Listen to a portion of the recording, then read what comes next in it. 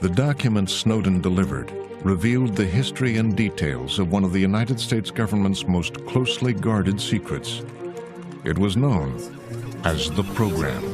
If you were an NSA analyst, this sort of legal regime was drilled into your head, to the point where a lot of people said it's made the rules too restrictive and it's hampered the NSA's ability to detect terrorist plots.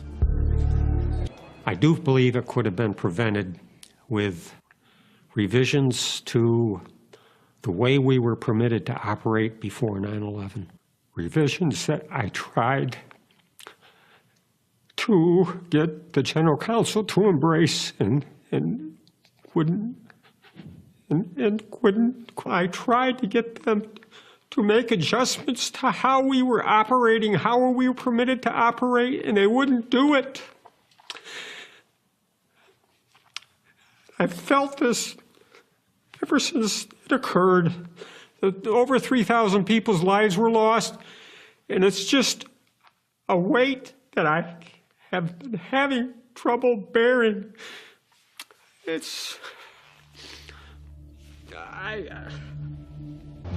I think he was concerned and wanted my view of whether this program was lawful. I spent a kind of sleepless night pondering the legality of it. This was a very hard call. I had to figure out where that line is constitutionally and march right up to it. Two other NSA lawyers would also sign off on the program. We came to the conclusion, independently, but consistently, that there was no doubt in our mind that it was a legitimate use of the President's Article II authority. The first time that Barack Obama ever learns about the full scale of this program is an early briefing in the Situation Room about all of the data that the NSA is collecting in these domestic surveillance programs. He was told about the trillions of phone calls, emails, and internet data that had been secretly gathered.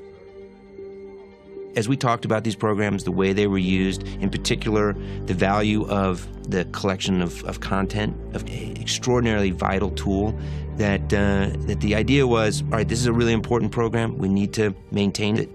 The president's closest advisors insisted the program was necessary.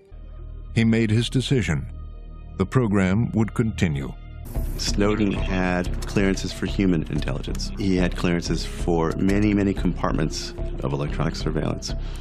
And he had a third set of powers, which is actually called super user. It's a very potent combination that opened many, many doors to him. Here is this low-level analyst who is able to access, if you believe the government, 1.7 million documents and walk out of the agency with them without them having the slightest idea that it was taking place. This was a stupendous intelligence breach. This was the largest collection of classified information, the largest leak of classified information that had ever occurred in the history of the United States, or indeed the history of the world.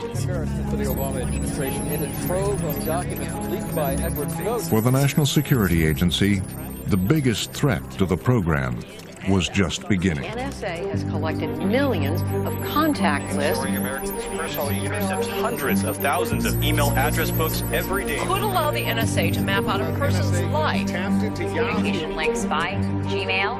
The bombshell allegation that our government has NSA collects nearly everything a user does on the internet.